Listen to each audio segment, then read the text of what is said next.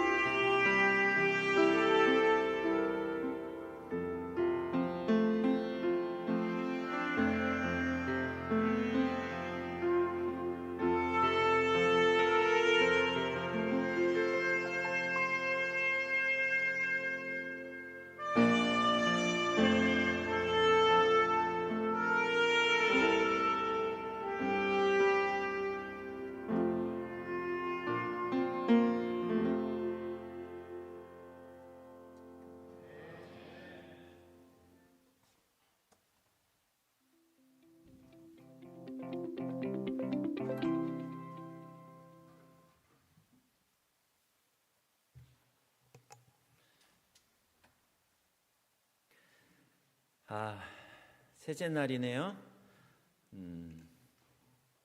보시기에 덜 떨리는 것 같습니까? 아직도 버벅거리는 것 같습니까? 버벅거리죠.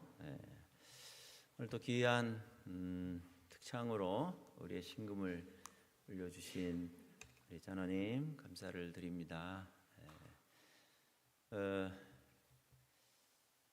어제는 또 우리 독창으로, 또 첫째 날에는 또 오카리나로 이렇게 교문이 교회가 정말 너무나도 참 잘 갖추어진, 어디에 내놔도 정말 손색이 없는, 여러분 정말 자랑스러운 교회임에 틀림없습니다.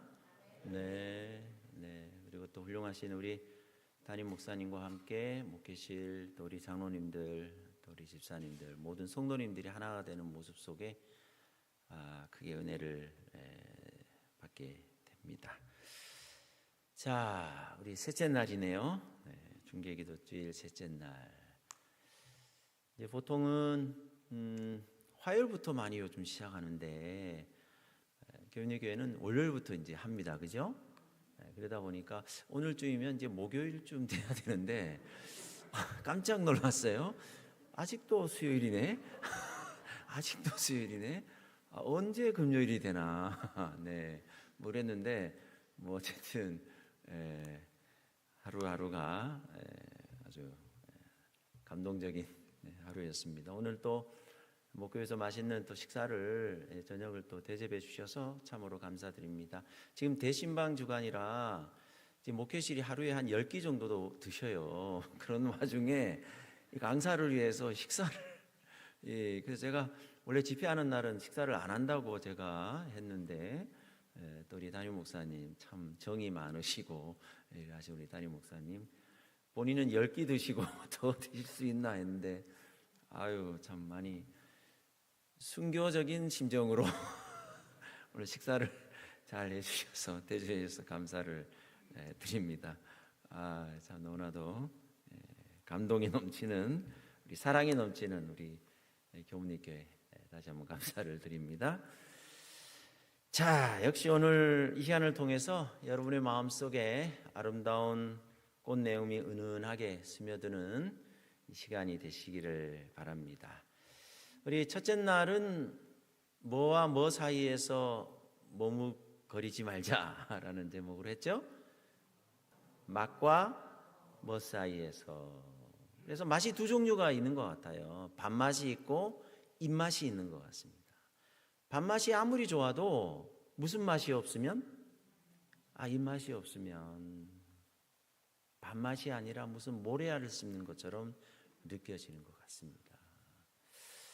요즘 우리가 입맛이 없는 시대에 살고 있어요. 뭘 먹어도 참 뭘 들어도 뭘 해도 마음에 이렇게 배부름이 없는 그런 시대. 입맛을 잃어버린 우리에게 최고의 소화제는 뭐라 그랬죠? 하나님이 하셨다. 하루에 한 알씩 소화제 드시고 계시나요? 네, 5분만 계속 꾸준히 복용하고 계시네요. 네, 계속 그분들만 드세요. 나머지 분들은 뭐 소화가 잘 되는 걸로 이해하면 되겠습니다. 어제는 재미와 기쁨 사이. 엄마와의 팔씨름 얘기를 드렸죠. 누가 항상 이겼다고요? 저는 제가 힘이 세서 이긴 줄 알았죠. 어릴 때는. 그러나 엄마는 언제나 져 주셨던 어머니. 졌지만 이긴 저보다 더 뭐했다? 기뻐하셨다. 그래서 하나님으로 인하여 기뻐하는 것이 우리의 뭐라 그랬어요? 힘이라 그랬어요. 빨리. 힘이다. 네, 힘이다라고 말씀해 주셨습니다. 자, 오늘은요. 접근과 접촉의 사이에서라는 말씀으로 함께 은혜를 나누고자 합니다. 사람은 통해야 산다 그래요. 그래서 뭐 동의보감에도 이런 말이 있다 그러네요. 통하지 않으면 통한다.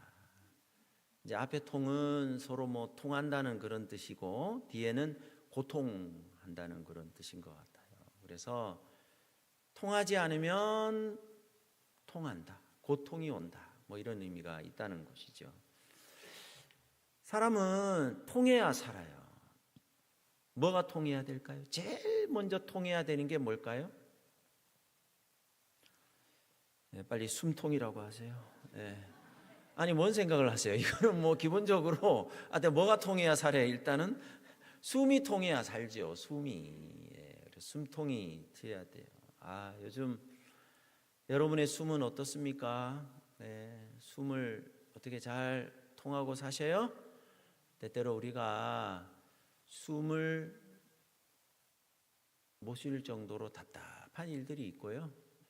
숨을 죽이면서 또 숨이 차면서 숨이 찬다는 말은 뭐예요? 바쁘다고 얘기하세요. 빨리. 바쁘다. 바쁘니까 숨 차지. 바쁘니까. 숨을 죽일 때는요. 두렵다고 하세요. 빨리. 두렵다고. 아니 여러분 걱정하지 마세요. 제가 다 얘기해 드릴 거야. 그래서 두려우면 숨을 죽이며 사는 거고 바쁘면 숨을 뭐 하면서 사는 거고 숨이 차면서 사는 거. 그러니까 우리는 숨이 통하지 않는 시대에 살고 있어요. 뭐 미래를 생각하면 또 우리 가족을 우리 자녀들을 내 앞날을 생각하면 숨이 그냥 탁 막혀요. 숨이 막혀요. 답답하고요. 그냥 하루하루 살다 보면 숨차게 바쁘게 살지만 역시 힘들고요. 미래를 생각하면 숨 죽일 일만 있지만 그러니까 숨이 안 통해. 사람이 살려면 일단은 뭐가 통해야 된다고요? 숨이 통해야 된다. 두 번째는 뭐가 통해야 될까요? 자, 교통이라고 하죠. 교통. 빨리 교통. 뭔 통? 교통. 소통은 나중에 나와요. 처음부터 소통하지 마시고. 교통은 뭐가 통해야 된다는 거예요? 차량들이. 그죠? 차량이 안 통하니까 그냥 분통이 터지죠. 막 끼어들기도 하지. 막 너무 힘들고 막 교통이 또 잘 통해야 되는 거죠. 그 다음에는요, 유통은 뭐예요? 물건이 잘 뭐 이렇게 통해야 돼요. 그 농촌에 있는 농산물 와야 되고, 또 어촌에는 또 수산물 이렇게 오고, 서로 간에 유통이 잘 돼야. 지금 우리 뭐 또 이란의 이제 전쟁 때문에 석유 이게 유통이 또 이제 어려워지니까 지금 전 세계가 지금 난립니다. 그죠? 통해야 돼. 유통이 돼야 돼. 그 다음에는요, 뭐니 해도 뭔 통? 소통은 뭐예요? 말이 통해야 돼. 요즘 말이 안 통해요. 부모와 자식 사이에 말이 안 통해. 우리 애들도 그래요. 아빠하고는 말이 안 통한대. 내가 분명히 한국말을 했는데 왜 한국말을 못 알아듣나 모르겠어요. 근데 말이 안 통한대. 그래가지고 자기 방에 들어가가지고 그냥 말이 안 통한다는 거예요. 그러니까 말이 안 통하면 어떻게 해야 돼요? 말이 안 통하니까 말할 수 없잖아요. 그래서 문자하는 거야. 할 수 없어. 문자를 이렇게 하면서 어쨌든 간에 부부간에 소통이 돼요, 안 돼요? 대답하지 마세요. 가만히 계세요. 가정이 위험해질 수 있어요. 그래서 부부간에 말이 안 통해요. 말이 안 통해요. 응? 서로 한국말 하잖아요, 그죠? 근데 안 통해요. 아내가 말하면 뭐 저도 잘 뭔 말인지 잘 모를 때가 있죠. 그래서 하루는 그 아내가 여보 쓰레기통이 가득 찼네 이러더라고요. 그래서 내가 그러네 그랬어요. 그랬더니만 뭐라 그랬을까요? 말이 안 통한다고 그러는 거예요. 그 말이 그러면 쓰레기통이 가득 찼다고 그랬으면 나는 그랬어요. 그러네 했는데 그 말이 그런 뜻이 아니었던 거죠. 뭔 뜻이죠? 눈이 달렸으면 갖다 버리라는 거죠. 말이 안 통해. 말이 안 통해. 예전에 한 우리 교인들과 함께 또 우리 강원도 어디에 이렇게 좀 우리가 소풍을 간 적이 있었어요. 그래서 한 교회에 이제 들려서 미리 식사를 좀 부탁을 했어요. 그 강원도에 나오는 참 맛있는 국을 아욱국을 끓였더라고요. 아욱국. 제발 안다고 하세요. 모르는 표정 짓지 마시고 아욱국 너무 그냥 먹다 보니까 더 먹고 싶은데 더 달라 하기가 좀 애매하잖아요. 그래서 제가 집사님 이 아욱국이 너무 맛있네요. 그랬어. 그럼 알아들어야 되죠. 그럼 뭐라 그래야죠? 집사님이 그래야 되는데 이 집사님이 저 앞에서 아욱국 요리 교실을 여시더라고.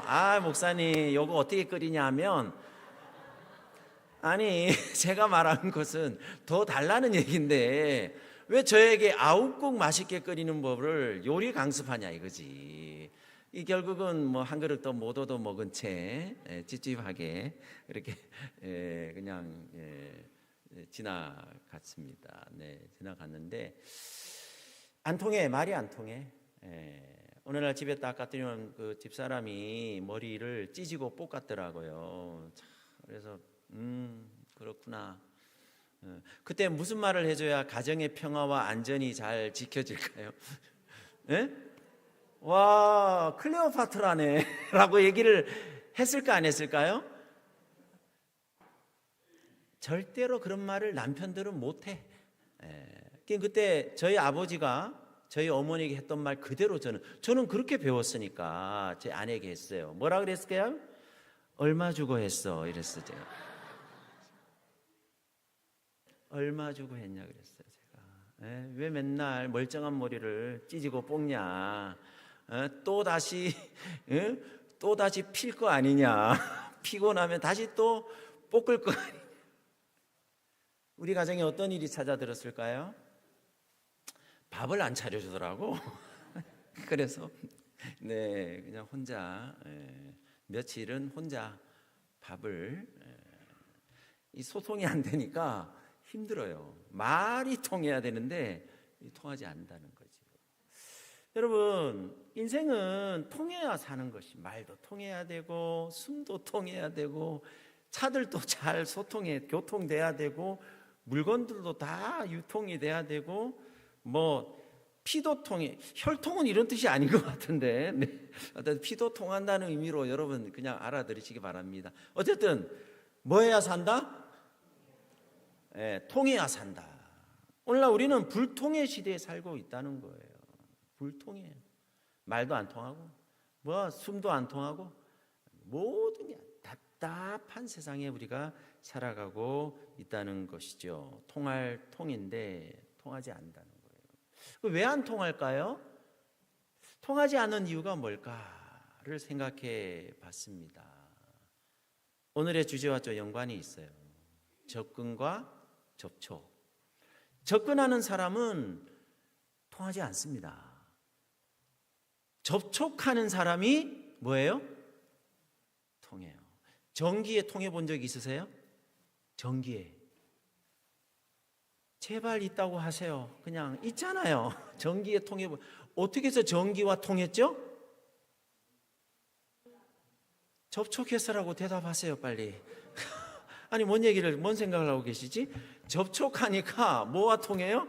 찌릿하잖아요, 찌릿. 자, 요렇게 해야 통하는 거죠. 근데 여러분 보세요. 요렇게 하면 그 전기와 가까워지기는 했어요. 그러나 뭐 하지는 않아요? 접근은 했어. 가까이 접근은 했는데 뭐 하지 않는 한? 접촉하지나 않는 한 뭐 할 리가 없다? 통하지가 않는다. 통하지 않으면 뭐 한다? 통한다. 그래서 감사합니다. 통하지 않으면 고통한다라는 뜻이에요. 자, 중요한 건 이겁니다, 여러분. 우리가 하나님과 통해야 되는데 하나님과 통한 적이 없어요. 왜 그러냐면 접근은 많이 해. 여러분 그거 아세요? 전기와 전원과 1cm 가까운 거나 1km 멀어 있는 거나 똑같습니다. 뭐 하기는? 통하지 않기는 똑같아요. 하나님과 접근해서 가까이 있는 거나 하나님을 모른 채 수 킬로미터에서 그냥 허랑방탕하게 사는 사람이나 똑같습니다. 뭐 하기는?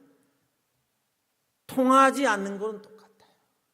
우리가 신앙생활 하면서 평생 접근만 하고 있는 게 아닌가. 가까워지기는 했어요. 그래서 접촉하는 것처럼 보여요. 그런데 예전보다는 가까워졌어. 1mm 가까워졌어. 거의 가까워졌어. 1mm 가까워진 거나 아예 멀리 떨어져 있는 거나 똑같습니다.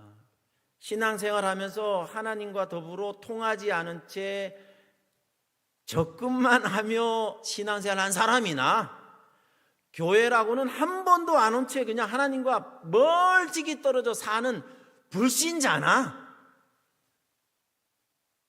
뭐 하기는 똑같다고요?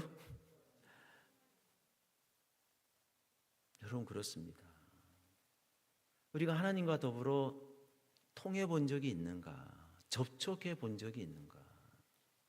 접근만 했어요. 접근만. 네? 교회에 접근한 거죠. 네. 이 교회에 와서 하나님과 더불어 접촉의 경험이 없다는 거예요. 그러니까 우리의 삶이 통하지 않는다는 거예요. 여러분 오늘 하루 여러분이 만진 것들, 접촉한 것들 가장 많이 접촉한 게 뭘까요? 핸드폰. 그죠? 또 뭐를 또 만졌을까요? 또 뭐를 접촉했을까요? 여러분 만진 것들, 접촉한 것들. 또 지갑? 지갑도? 그죠? 요즘 뭐 지갑도. 그 다음에 또 뭐가 있을까요? 뭐 성경책, 책 뭐 이런 게 있겠죠? 그 다음에요? 운전대. 또 뭐가 있을까? 빨리 컴퓨터도 있고. 그다음에 또 뭐가 있어요? 야, 저기 있죠? 예, 휴대폰. 또 뭐 있어요? 돈. 자, 이것의 공통점.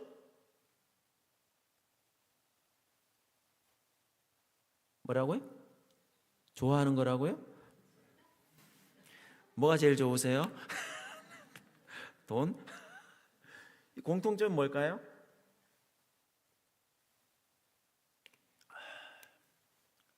숨이 막히니까 빨리 대답하세요. 분통이 터질라 그래요. 빨리 얘기하세요. 뭐예요? 공통점?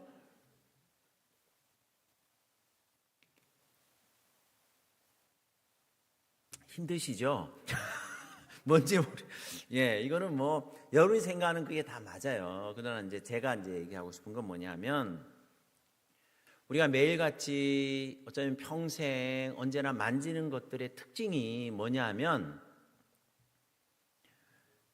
생명이 없는 것들입니다. 생명이 없어서 생명이 없는 것을 만지니까 우리는 죽어가는 거예요. 이게 뭘 만지면 통하는데? 살아있는 것이 없어요. 우리는 언제나 무엇과 접촉하며 사냐 하면, 무엇을 만지며 사냐 하면 생명이 없는 것, 죽어 있는 것, 이런 것들을 우리는 하며 산다는 것입니다. 마태복음 9장 20절 21절에 보면 만져서 구원 얻은 한 사람이 나오죠. 우리가 잘 아는 사람이죠. 12해 동안이나 혈루증으로 앓는 여자가 예수의 뒤로 와서 그 고독가를 만지니 이는 제 마음에 그 고독만 만져도 구원을 받겠다 함이라. 만짐이 구원을 가져다 준 거예요. 접촉이 우리에게 생명을 통하게 하고 접촉이 우리에게 살아나게 해준다는 사실입니다. 생명에 접촉할 때 삶이 일어나는 거예요. 예수님 이 땅에 오셔서 보면 병자를 고치고 그들을 다시 살리실 때 하신 일들이 다 만짐을 통해서였어요. 마태복음 20장 34절에 예수께서 불쌍히 여기사 그들의 눈을 만지시니 곧 보게 되어라 그랬죠. 마태복음 8장 15절에는 그의 손을 만지시니 열병이 떠나가고라 그랬고요. 마가복음 3장 10절에는 이는 많은 사람을 고치셨으므로 병으로 고생하는 자들이 예수를 만지고자 하여 몰려왔음이더라 라고 했고요. 누가복음 6장 19절에는 온 무리가 예수를 만지려고 힘쓰니 라고 했어요. 만짐이 회복이었고 만짐이 치료였고 만짐이 생명이었어요. 누구를 만짐이? 근데 우리는 살아있는 것을 만지지 않습니다. 다 죽어있는 것을 만진다는 거예요. 여러분 만짐의 가치를 아십니까? 아무도 만지지 않은 새 것이 있고 쓴 것이 있어요. 누군가 사서 만졌어. 어느 게 더 가치가 있을까요? 제발 빨리 새 것이라고 하세요. 아직 포장도 안 뜯었어. 아무도 안 만진 거야. 이게 더 가치가 있을까요? 아니면 썼어. 이미 써가지고 빨래도 하고 이렇게 입었어.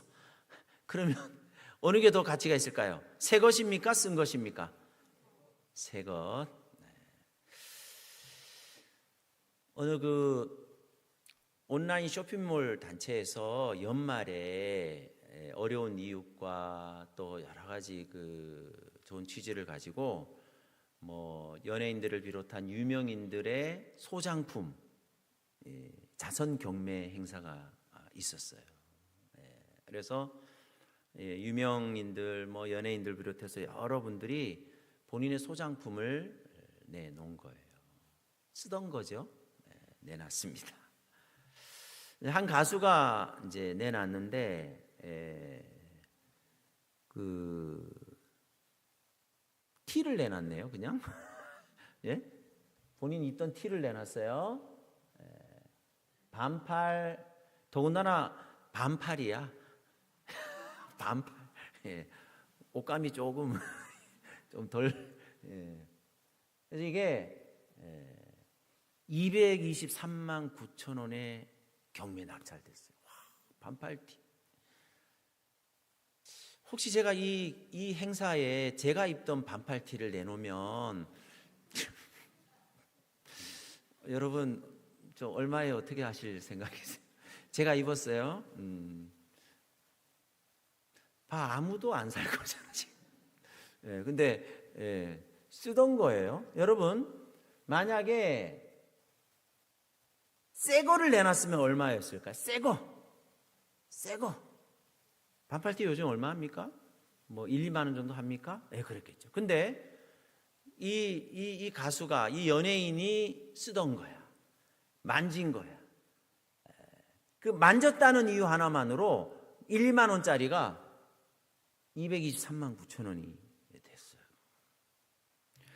또 한 사람이 모자를 내놨어요. 모자를 내놨는데 이게 좀 더 비싸게 진행이 돼서 낙찰됐네요. 거의 253만 원 모자 하나.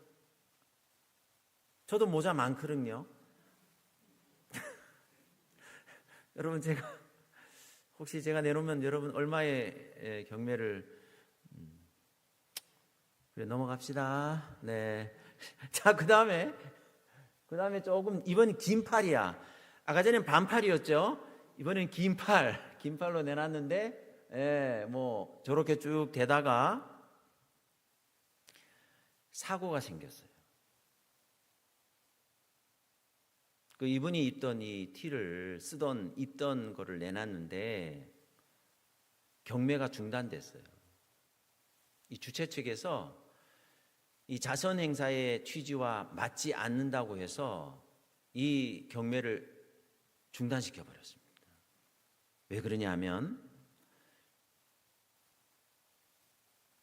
2천만 원에 이게 과열 증상이 일어나가지고 경매 이거는 취지와 맞지 않다 해서 새 것이 더 가치 있어요? 쓴 게 더 가치 있어요? 인정하기 싫죠? 쓴 게. 자, 근데 이게 이제 신문에도 뉴스에도 나온 그 다음에 대형 사고가 그 다음에 일어났습니다. 이제 이 사람이 내놨어요. 무대 의상, 자기 의상을 내놨는데 한 560만 원 정도 이렇게 진행되다가 역시 잠정 중단을 시켰어요. 왜냐하면 20억이 된 거예요. 여러분 억 단위 돼야 놀라시군요. 그 조금 전에 뭐 천 단위 얘기하니까 뭐 그런가 보다 하더니만 갑자기 여러분의 반응이 이렇게 막 숨통이 튀어지는 것 같은. 아니 20억을 얘기하니까 제가 깜짝 놀랐습니다. 네, 중단시켜 버렸어요. 20억 3,643만 원. 이거는 취지에 맞지 않다. 여러분, 제가 이제 말씀드린 것이 뭐냐면 만짐의 가치라는 거예요. 근데 여기는 조건이 있습니다. 뭡니까?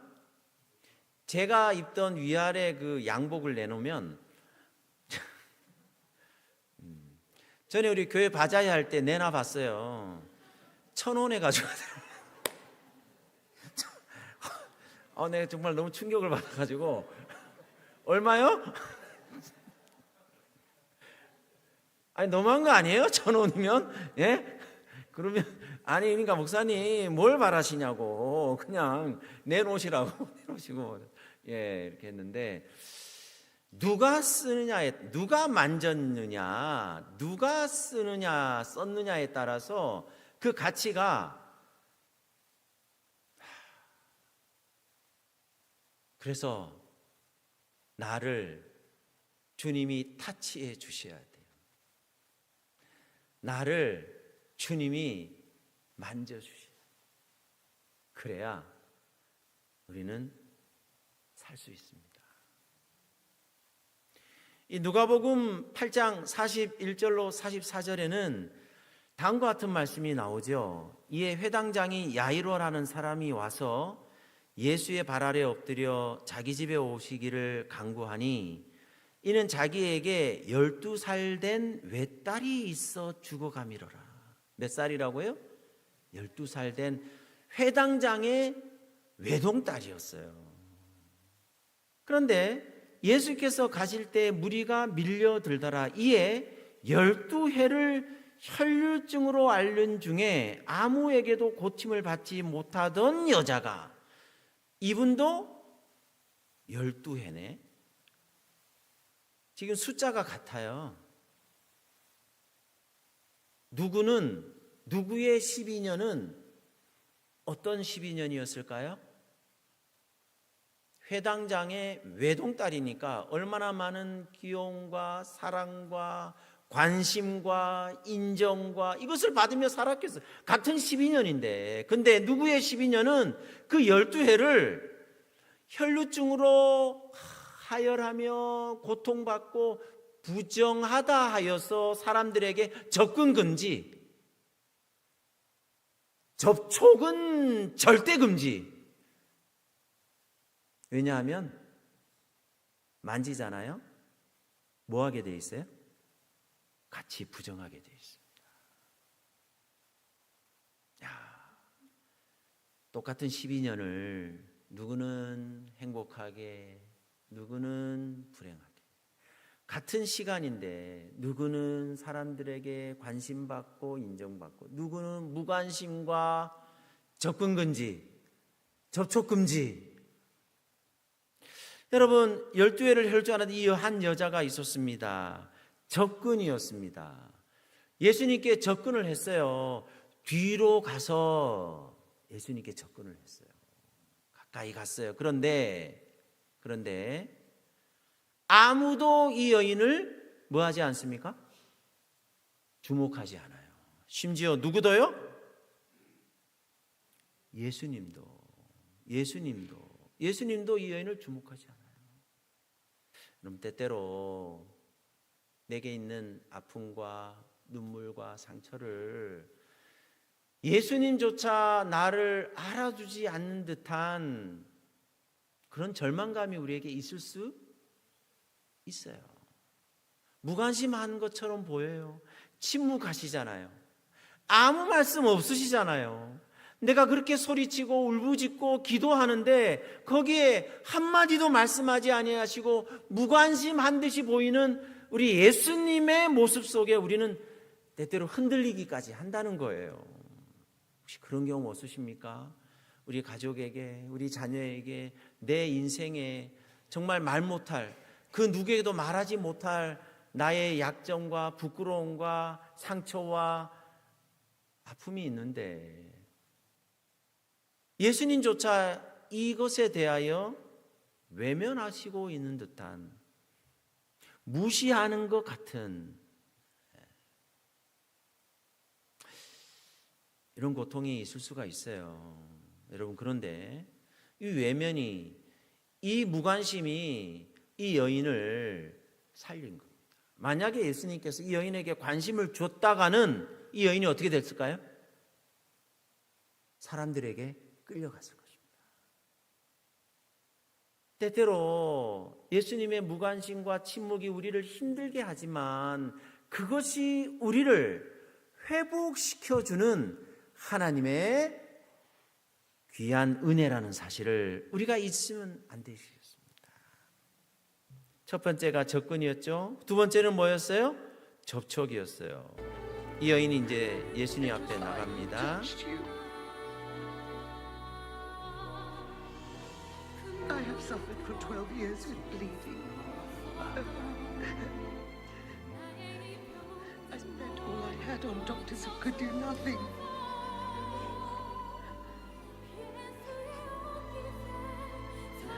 But when my fingers touched your robe, I was healed. 자, 여인이 예수님을 드디어 접촉했고요.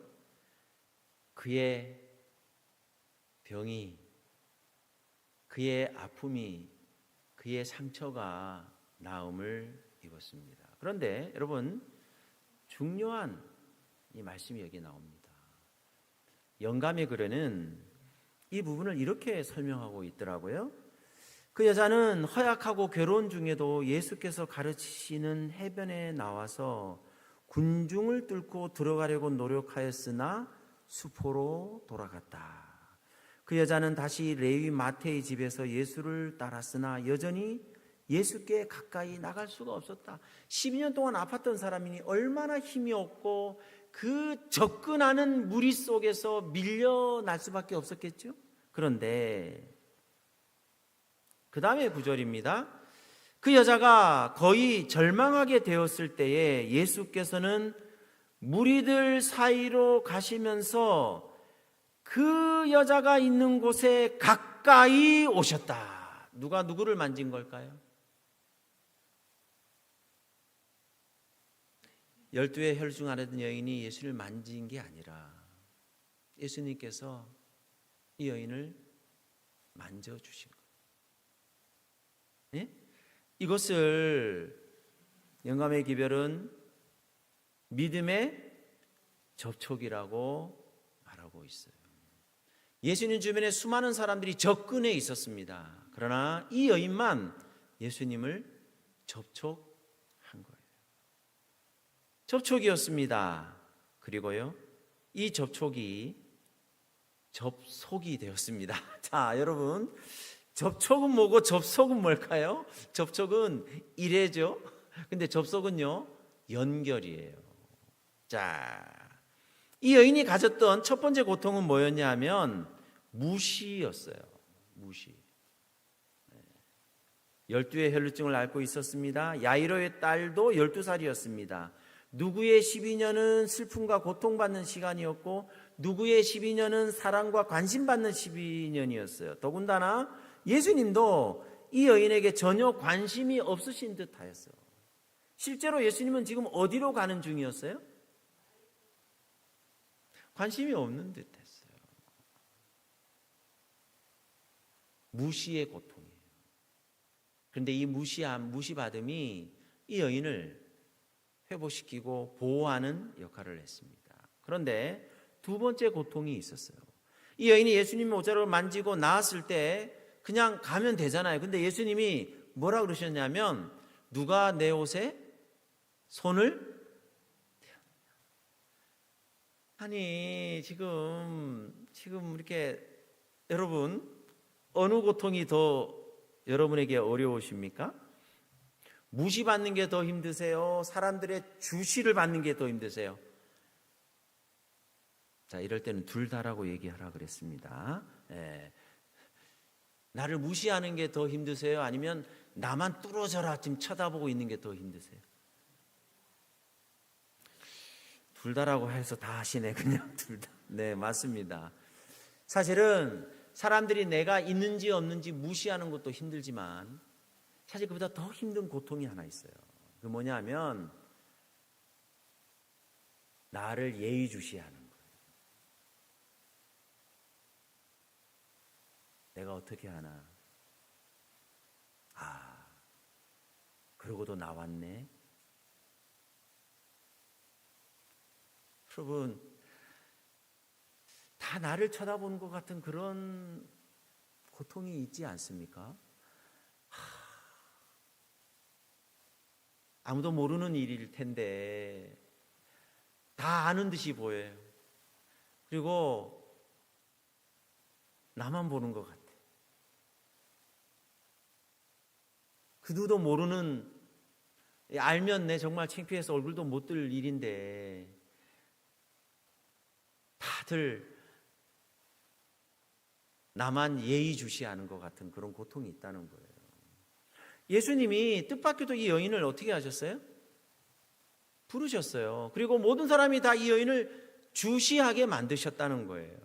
왜 그러냐면 혈류병에 걸린 사람은 완쾌될 때까지 사회로부터 격리가 바로 이 여인의 병인 혈류병이었습니다. 그 병에 걸린 사람은 완쾌될 때까지 사회로부터 격리를 당기기 때문에 그 병이 걸렸다가 나으면 반드시 누군가가 뭐 해줘야 되냐면 그 사실을 공포해줘야 돼요. 그래야 다시 일상생활로 돌아갈 수 있는 거예요. 여러분, 무시받는 것도 힘들지만 때때로 주시받는 것도 참 마음에 많이 힘든 수가 있어요. 그러나 이 모든 것들이 하나님께서 나를 회복시켜 주시고 나를 치료하시기 위한 주님의 은혜라는 사실을 잊지 말게 되시기를 바랍니다. 마가복음 5장 25절, 42절, 34절에는 특별한 용어가 나와요. 예수님께서 이 여인을 은혜에 접속시키기 위하여, 하나님의 구원에 접속시키기 위하여 특별한 호칭을 불러주시는데, 여기 보면 세 가지 용어가 나옵니다. 25절에는 12해를 혈루증으로 알아온 한 여자가 있다라고 그랬고요. 42절에는 소녀가 곧 일어나서 걸으니 나이가 12살이 회당장 야이로의 딸이었죠. 그 다음에 34절에는 예수께서 이르시되 딸아 내 믿음이 너를 구원하였으니 평안히 가라. 자, 여인의 세 가지 호칭이 나옵니다. 자, 뭐라고요? 첫째는 뭐라고요? 여자입니다. 이 헬라 말도 다 달라요. 귀네라는 헬라 말입니다. 그 다음에 소녀라는 말이 나옵니다. 코사리온이라는 뜻이고요. 세 번째가 딸이라고 되어 있어요. 여러분, 이 세 가지 호칭 가운데 어떤 호칭을 들었을 때가 가장 많은 사랑과 관심을 받았을 때인 호칭이 어떤 호칭일까요? 이야, 딸입니다. 딸이. 우리 남자분들은 섭섭하게 생각하지 마시고 남자, 그 다음에 소년, 그 다음에 아들이라는 호칭 가운데 가장 많은 사랑과 관심 받았을 때는 아들이겠죠. 자, 근데 보세요. 예수님께서 이 여인을 뭐라 그랬냐면 딸아라고 했어요. 예수님께서 성경을 통틀어 직접적으로 딸이라고 호칭한 경우는 이 혈루증 여인이 유일합니다. 이 혈루증 여인이 가장 듣고 싶었던 그 말이 뭐였을까요? 지금 예수님이 회당장 야이로의 외딸을 고치기 위해서 가고 있었어요. 그런데 이 여인은 예수님이 굳이 이 여인에게 딸아 내 믿음이 너를 구원하였다. 이때 예수님의 연세가 얼마 정도 됐었을까요? 예수님이 33년 반 정도 사시다 십자가에 달려 돌아가셨잖아요. 이때가 이제 공생애를 막 시작하는 때였으니까 30살 남짓 됐습니다. 이 혈루증 여인은 12년을 혈루증을 앓았어요. 그러면 예수님보다 나이가 많았을까요? 적었을까요? 많았을 겁니다. 그런데 굳이 예수님께서 이 여인에게 뭐라 그러셨다고요? 딸이라고 불러주신 거예요. 하나님의 딸로 연결시켜 주신 거예요. 하나님의 아들로 이어주신 그 하나님의 사랑이 여기에 있는 것입니다. 여러분, 그렇습니다. 오늘 우리에게 있어 하나님의 만져주심의 은혜가 있어야 될 줄로 믿습니다. 저는 이 성경 구절을 정말 너무 사랑하고 좋아하는 저의 최애 성경절 중에 하나인데 같이 한번 읽어볼까요? 나는 시작. 나는 여호와의 보시기에 존귀한 자라. 나의 하나님이 나의 힘이 되셨도다. 누가 누구에게 한 말이에요? 하나님이 나에게 하신 말씀이 아니고, 그러면 너는 이라고 했겠죠? 너는 여호와의 보시기에 존귀한 자라 그랬겠죠? 이 말씀은 내가 하나님 앞에서 하느냐 말이에요. 우리가 어떻게 말한다고요? 나는 여호와의 보시기에 뭐한 자라? 존귀한 자라. 나의 하나님이 나의 힘이 되셨더라. 여러분, 그렇습니다. 하나님 보시기에 나는 어떨까? 우리가 이것을 생각해야지. 때때로 사람들이 보기에 내가 어떨까? 심지어 내가 보기에 나는 어떨까? 라는 생각을 하면서 무너질 때가 많이 있는 거예요. 여러분, 나는 여호와의 보시기에 뭐한 자라? 존귀한 자라라고 말씀해 주세요. 하나님께서 세상을 지으시면서 하나님 보시기에 심히 뭐했다고 그랬어요? 좋았더라 그랬어요. 하나님 우리를 만져주십니다. 진흙을 만지셔서, 흙으로 만지셔서, 그 코에 생기를 불어넣으셔서 그 만짐의 결과가 뭐예요? 나예요.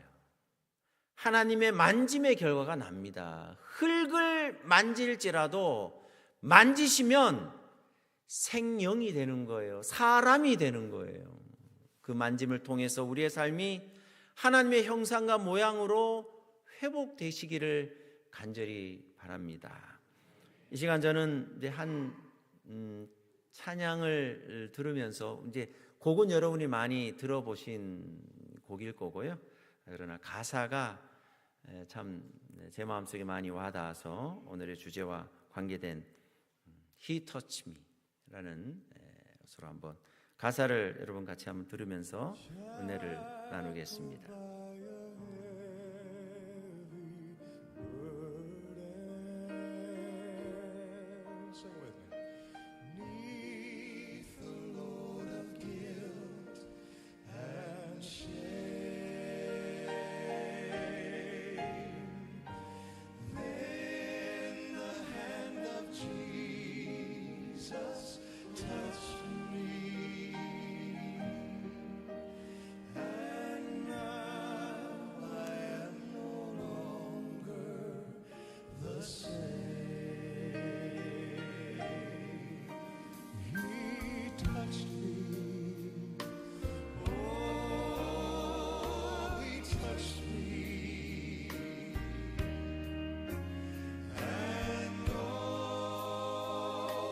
Joy that floods my soul.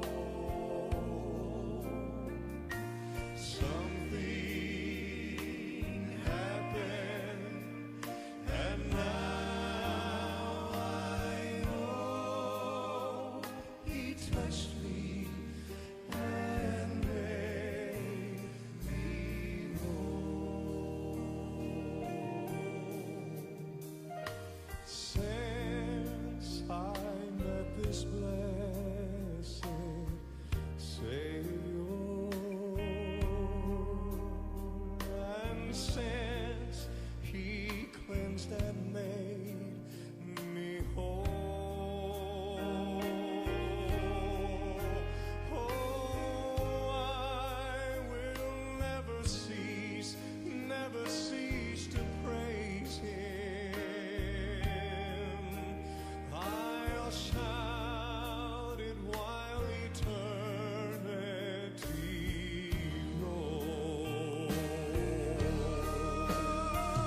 He touched me. Oh,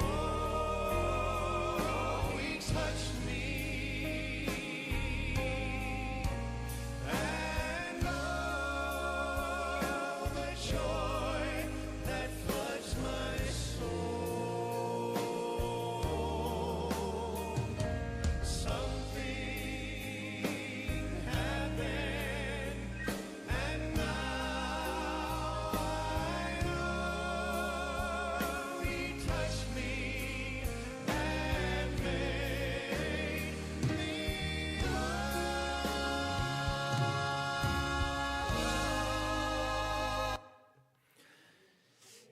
진흙 같은 나일지라도 주님이 만져 주시기에 그 만지심으로 우리의 삶이 회복되고 가치 있는 귀한 삶을 우리 모두 살게 되시는 우리 모든 믿음의 가족 여러분 되시길 바라며 말씀을 드리겠습니다.